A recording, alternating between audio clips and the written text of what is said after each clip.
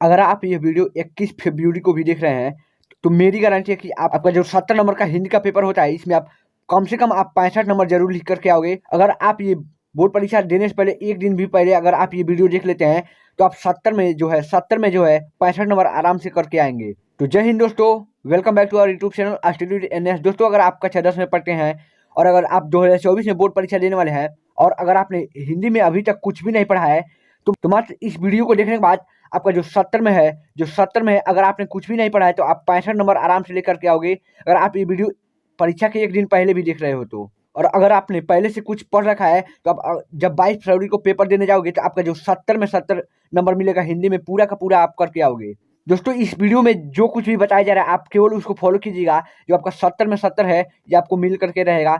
अगर आपको 70 पाना है तो इस वीडियो को अंत तक देखिएगा और इसमें जो कुछ भी बताया जा रहा है आप केवल उसी को पढ़िएगा। आपका जो 70 मिलेगा आपको पूरा पूर्णांक मिलेगा। तो चलिए वीडियो को स्टार्ट करते हैं। दोस्तों, जो आपका सबसे पहला प्रश्न होगा, जो खंड अ का जो आपका सबसे पहला प्रश्न होगा वो आपका जो एमसीक्यू होगा, ठीक है, एमसीक्यू होगा, जो मल्टीपल चॉइस क्वेश्चन होता है जिसे हम लोग ऑब्जेक्टिव या फिर बहुविकल्पी प्रश्न कहते हैं। तो ये जो आपका आता है ये 20 नंबर का आता है, ठीक है। तो आपका जो 20 नंबर का बहुविकल्पी प्रश्न है तो हमारे चैनल पर जो है बहुत सारे बहुविकल्पी प्रश्न उपलब्ध है, तो आप उन वीडियो को जा करके देख सकते हैं। अब इसके बाद से जो आपका पार्ट बी आएगा, यहाँ पर जो पार्ट बी रहेगा इसमें जो आपका सबसे पहला क्वेश्चन बनेगा वो आपका बनेगा गद्यांश से, ठीक है। जो आपका सबसे पहला प्रश्न बनेगा खंडों में, जो आपका सबसे पहला क्वेश्चन बनेगा वो बनेगा यहाँ पर गद्यांश से, ठीक है। तो आपको जो गद्यांश आएगा ये आपका आएगा, जो आपका ये गद्यांश आएगा ये आपका आएगा 6 नंबर का, ठीक है। आपका 6 नंबर का आएगा। जो 2 नंबर का आएगा वो व्याख्या आएगा, ठीक है। तो अगर आप केवल व्याख्या लिखते हैं, ठीक है, अगर आप व्याख्या लिखेंगे तो इसका आपका 2 नंबर मिलेगा। अगर आप इसका संदर्भ लिखते हैं, ठीक है, अगर आप संदर्भ लिखते हैं तो इसका भी आपको 2 नंबर मिलेगा। और इसके साथ एक प्रश्न दिया होता है जिसका आंसर आपको उसी गद्यांश में से खोज करके लिखना होता है, ठीक है। तो उसको भी अगर आप लिखेंगे तो उसका भी आपको 2 नंबर मिलेगा। मतलब जो आपको 2, 2, 4 और 2, 6, जो 6 नंबर है ये आपका पूरा मिलेगा। बट आप इन 4 गद्यांश को पढ़ करके जाइएगा, ठीक है। जो हमारे पास यहाँ पर है देखिएगा, यहाँ पर जो हमारे पास गद्यांश है, ठीक है, जो गद्य है इसमें आप केवल 4 पढ़िएगा। यहाँ पर जो पहला है यह कोई बात उस वक्त से डॉट देखता था, ठीक है। स्टेटमेंट है, आप इसको तैयार करके जाइएगा अपने बुक से या फिर विद्या क्वेश्चन से, आपके पास जो भी है आप उससे मिला लीजिएगा और इसको आप तैयार करके ही जाइएगा, ठीक है। ये सबसे महत्वपूर्ण है। अब इसके बाद से जो आपका दूसरा है वो है हे भगवान तब, ठीक है, हे भगवान तब उस वक्त से डॉट बना रही है, हे भगवान तब डॉट बना रही है। दोस्तों, ये सभी के सभी जो है बहुत ही इंपॉर्टेंट है। अगर आप केवल इन 4 ही देखिए, यहाँ पर 1, 2, 3 और 4, यहाँ पर केवल 4 है और आप केवल इन्हीं चारों में से पढ़ के जाइएगा, इन्हीं चारों को पढ़ करके जाइएगा। जब आपका गद्यांश है वो 100% इन्हीं चारों में से आएगा। और अब जो हमारा तीसरा है वो है आज विज्ञान उस वक्त से डॉट नियंत्रित भी, ठीक है, आज विज्ञान डॉट नियंत्रित भी।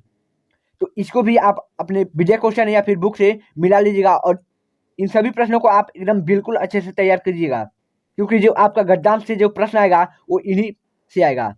और अब जो आपका चौथा है वो है कुसंग का ज्वर उठाती है, ठीक है, कुसंग का ज्वर डॉट उठाती है। तो आप लोग इसको भी तैयार कीजिएगा। दोस्तों, यहाँ पर जो 1, 2 और यहाँ पर जो 3 है ये तीनों बहुत इंपॉर्टेंट है। ये तो उतना इंपॉर्टेंट नहीं है, लेकिन ये जो 3 है यहाँ पर या कोई बात नहीं, हे भगवान और कुसंग, केवल आप इन तीनों को या फिर अगर आप चारों को पढ़ के जाते हैं तो अब तो आपके लिए बहुत ही अच्छा है। तो आप गद्यांश के लिए केवल इन्हीं चारों को पढ़ करके जाइएगा।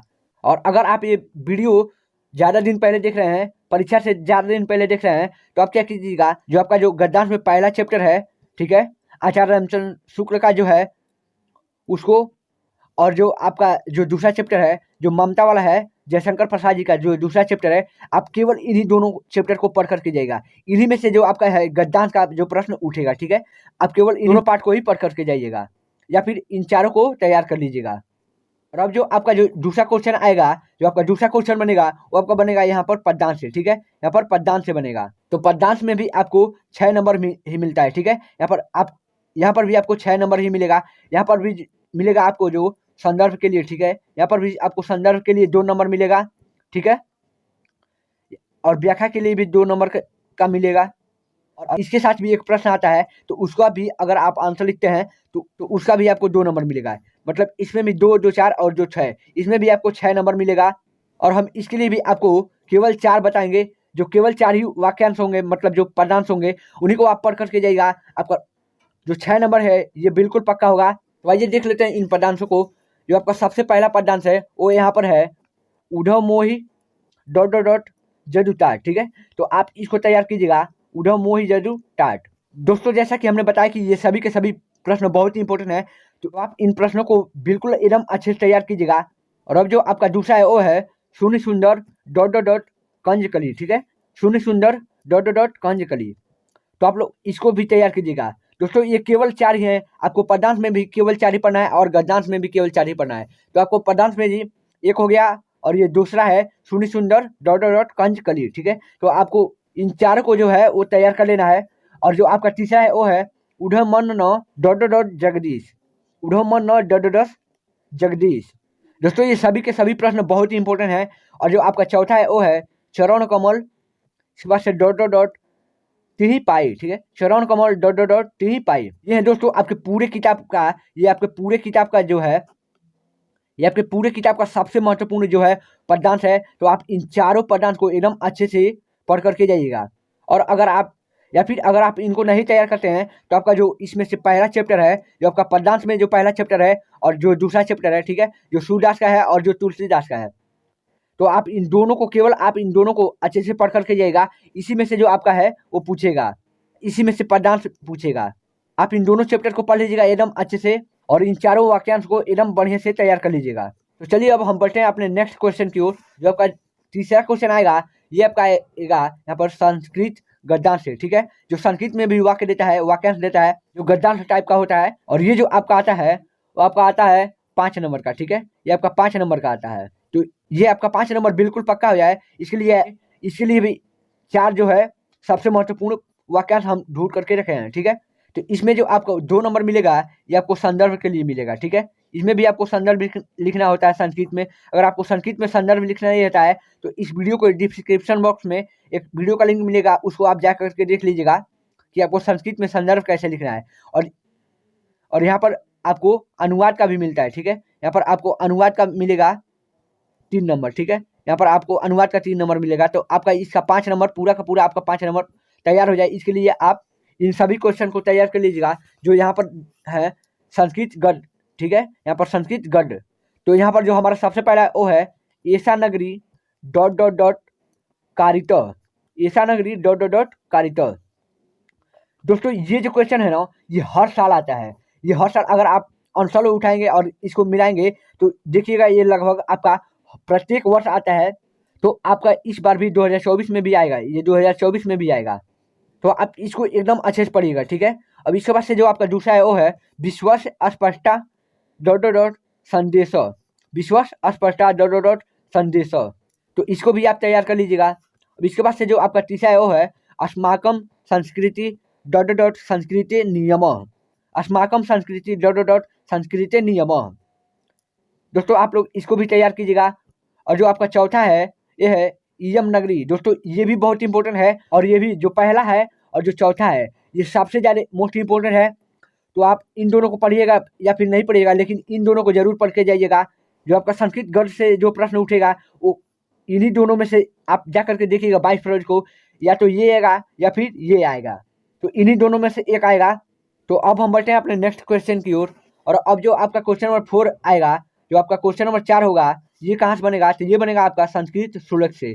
ठीक है, आपका संस्कृत श्लोक से बनेगा। तो इसमें भी आपका जो है 5 नंबर पक्का हो जाए। इसके लिए भी हम आपके लिए सबसे मोस्ट इम्पोर्टेंट जो है श्लोक को ढूंढ करके रखे हैं। ठीक है, तो आपको इसमें भी जो है 5 नंबर मिलेगा। आपका जो 2 नंबर मिलेगा वो आपका संदर्भ लिखने का, यहाँ पर भी आपको संदर्भ लिखना पड़ेगा संस्कृत श्लोक के लिए भी, और यहाँ पर भी अनुवाद करना पड़ेगा। ठीक है, इसको हिंदी में अनुवाद करना होता है तो इसका भी आपका 3 नंबर मिलेगा। मतलब यहाँ पर भी आपको 3 और 2 5, ठीक है, यहाँ पर 2 और 3 5, तो आपको यहाँ पर भी 5 नंबर मिलेगा। तो आइए अब हम देख लेते हैं अपने संस्कृत श्लोक के प्रश्नों को। तो यहाँ पर देखिए संस्कृत श्लोक, इसके लिए हम केवल आपको 3 ही बताएंगे। ठीक है, आपको केवल 3 ही बताएंगे। आप केवल इन्हीं तीनों को तैयार करके जाइएगा। आपको इन्हीं तीनों में से कोई एक या फिर दोनों दिख सकता है, तो आप केवल इन 3 वाक्यांश को ही आप पढ़ करके जाइएगा। ठीक है, ये केवल 3 श्लोक ही आपके परीक्षा में आएंगे। दोस्तों ये तीनों हर साल रिपीट होते हैं, मतलब जो पहला है और जो तीसरा है ये हर साल आता है, लेकिन जो दूसरा है ये कभी-कभी आता है। यहाँ पर जो पहला है वो है सर्वे भवन्तु भवेत्, ठीक है? सर्वे भवन्तु भवेत्। दोस्तों ये जो क्वेश्चन है ये हर साल आता है। जैसे यहाँ पर ऐसा नगरी है और यहाँ पर जो सर्वे भवन्तु है ये प्रत्येक वर्ष आते हैं, तो इस बार भी आएंगे। दोस्तों इसके आने की जो संभावना है यहाँ पर 99% है, तो आप इस प्रश्न को जरूर तैयार कीजिएगा। अब इसके बाद से जो आपका दूसरा है वो है आब्दो दुर्गामी च सौ पंडित, आब्दो दुर्गामी च सौ पंडित, तो इसको भी आप तैयार कीजिएगा। ये भी आपके लिए बहुत ही मोस्ट इम्पोर्टेंट है। और अब जो आपका तीसरा है वो है वर्णनम मरणम, ठीक है? ही विजेता। दोस्तों हम पहले बता रहे हैं कि यहाँ पर जो सर्वे भवन्तु सुखना है और जो वर्णनम मरणम वाला है ये आपका जरूर आएगा, इसमें से एक आपको जरूर देखने के लिए मिलेगा। तो आपका यहाँ से भी 5 नंबर जो है पक्का हो जाएगा। और अब बढ़ते हैं हम अपने नेक्स्ट क्वेश्चन की ओर। जो आपका क्वेश्चन नंबर 5 बनेगा ये कहाँ से बनेगा? तो ये बनेगा दोस्तों आपका खंड काव्य से, ठीक है? आपका खंड काव्य से बनेगा। तो खंड काव्य में आपको कुछ नहीं पढ़ना है, ठीक है? हम जितना बता रहे हैं केवल आप उतना ही पढ़िएगा, आपका उसी में से जो आएगा ये दोस्तों आता है आपका 3 नंबर का आता है, ठीक है? तो आपका ये 3 नंबर पक्का हो जाए, इसके लिए आप केवल इतना तैयार कर लीजिएगा जितना हम बता रहे हैं, ठीक है? तो आपको इस 3 नंबर के लिए आपको तैयार करना है, ठीक है? जो आपके खंडकाव्य के नायक हैं उनका आपको चरित्र चित्रण याद करना है, ठीक है? यहाँ पर चरित्र चित्रण याद करना है नायक का, ठीक है? नायक का जो है आपको चरित्र चित्रण याद करना है। दोस्तों अगर आप ये याद कर लेते हैं तो आपका जो कोई भी सर्ग देता है तो अगर आप इन्हीं के बारे में लिख देंगे उसमें तो आपका पूरा नंबर मिलेगा। और ये जो क्वेश्चन आता है ये हर साल आता है कि नायक का चरित्र चित्रण करना है, ठीक है? खंडकाव्य में। या फिर आपका जो प्रथम सर्ग है और जो अंतिम सर्ग है, ठीक है? जो लास्ट वाला है और जो फर्स्ट वाला है, यहाँ पर जो पहला है और जो लास्ट वाला है इसको आप जरूर पढ़ के जाइएगा। जो पहला और लास्ट वाला आप पढ़ के जाइएगा और जो आप नायक का चरित्र चित्रण भी पढ़ करके जाइएगा। तो यहाँ से भी आपके 3 नंबर पक्के हो जाएंगे। और अब जो आपका क्वेश्चन नंबर 6 बनेगा ये कहाँ से बनेगा? तो ये बनेगा आपका गद्य जीवन परिचय से, ठीक है? मतलब जो है लेखक का आपको जीवन परिचय से, जो आपका क्वेश्चन नंबर 6 है ये आपका लेखक का जीवन परिचय से बनेगा। तो इसमें आपको केवल 3 ही जीवन परिचय तैयार करना है, जो हम आपको बता रहे हैं आपको केवल 3 ही तैयार करना है। तो यहाँ पर जो आपको सबसे पहला तैयार करना है वो है आचार्य रामचंद्र शुक्ल का, ठीक है? आचार्य रामचंद्र शुक्ल का। दोस्तों आप इनका तैयार कीजिएगा। अब इसके बाद से आप तैयार कीजिएगा जयशंकर प्रसाद का, ठीक है? जयशंकर प्रसाद का आप तैयार कर लीजिएगा। दोस्तों ये दोनों के दोनों हर साल आते हैं। और इसके अलावा आप यहाँ पर से आप तैयार कर लीजिएगा, यहाँ पर जो है राजेंद्र प्रसाद, ठीक है? डॉक्टर राजेंद्र प्रसाद। आप आचार्य रामचंद्र शुक्ल, जयशंकर प्रसाद और डॉक्टर राजेंद्र प्रसाद का केवल आपको 3 ही जीवन परिचय याद करना है। अगर आप इसको नहीं याद करना चाहते हैं तो आप केवल इन्हीं 2 को याद करके जाइएगा। इन्हीं 2 में से आपको दोनों मिल सकता है, लेकिन एक कम से कम एक जरूर मिलेगा। तो आपका यहाँ पर भी आपको जो है 5 नंबर मिलता है, ठीक है? तो अगर आप केवल जीवन परिचय लिखते हैं तो आपको इसका 3 नंबर मिलेगा। और अगर आप इसके साथ रचना भी लिखते हैं, आपको 2 रचना लिखना होता है जो 1-1 नंबर मिलता है, ठीक है? तो आपको 2 नंबर इसका मिल जाएगा। तो यहाँ पर आपके 5 नंबर बिल्कुल पक्का हो जाएगा। तो ये भी आपका पक्का हो गया। अब जो आपका अगला क्वेश्चन बनेगा वो कहाँ से बनेगा? तो वो बनेगा आपका पद्य जीवन परिचय से, मतलब जो कवि का जीवन परिचय पूछेगा तो आपको इसमें भी आपको केवल 3 ही याद करना है, ठीक है? इसमें भी आपको केवल 3 ही याद करना है, 1, 2 और 3। यहाँ पर भी हम आपको केवल 3 ही बताएंगे, जिसको अगर आप तैयार करते हैं तो आपका यहाँ पर भी जो है 5 नंबर का पूछता है, तो आपका ये भी 5 नंबर बिल्कुल पक्का हो जाएगा। तो आप जो सबसे पहले जीवन परिचय याद कीजिएगा वो आप याद कीजिएगा सूरदास का, ठीक है? सूरदास का। दोस्तों जो सूरदास का है ये प्रत्येक साल हर साल पूछता है। आप कोई भी PYQ जब उठाएंगे तो आप उसमें देखेंगे कि सूरदास और जो तुलसीदास, जो आपको दूसरा याद करना है तुलसीदास, ये दोनों हर साल पूछता है और इस बार भी पूछेगा। और आप एक और याद कर लीजिएगा जो है महादेवी वर्मा का, ठीक है? आप महादेवी वर्मा का एक और याद कर लीजिएगा। तो आपका जो तीनों है ये तीनों आ सकता है, लेकिन इसमें से कम 2 या फिर 1 आपको जरूर देखने के लिए मिलेगा। और इसकी गारंटी जो है ये 100% है कि आपको इसमें से 2 या फिर 3 जरूर देखने को आपके बोर्ड परीक्षा में मिलेगा। तो आपका यहाँ से भी 5 नंबर जो फिक्स हो जाएगा। अगर आप इसके साथ भी 2 रचनाएं लिखते हैं, आप जिसका भी जीवन परिचय लिखेंगे आप उनकी 2 रचनाएं भी उनके साथ लिखेंगे, तभी आपका पूरा 5 नंबर मिलेगा। और अब जो आपका क्वेश्चन नंबर 8 बनेगा, वो कहाँ से बनेगा? तो वो बनेगा दोस्तों यहाँ पर श्लोक से, ठीक है। ये आपका श्लोक से बनेगा।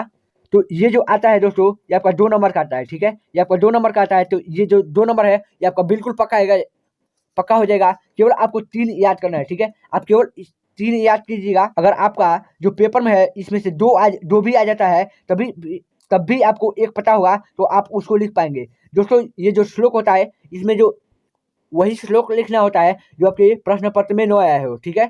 तो यहाँ पर देखिए, यहाँ पर हमने आपको 3 बताया है संस्कृत श्लोक के लिए। यहाँ पर जो 3 है तो इसमें से जो आपको अपने परीक्षा में देखने के लिए मिलेगा वो केवल 2 ही मिलेगा। इसमें से कोई 2 ही पूछेगा, ठीक है, जिसमें से हमको केवल 1 ही करना होता है।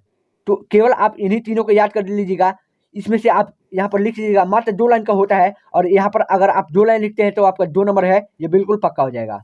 और अब हम बढ़ते हैं अपने अगले क्वेश्चन की ओर।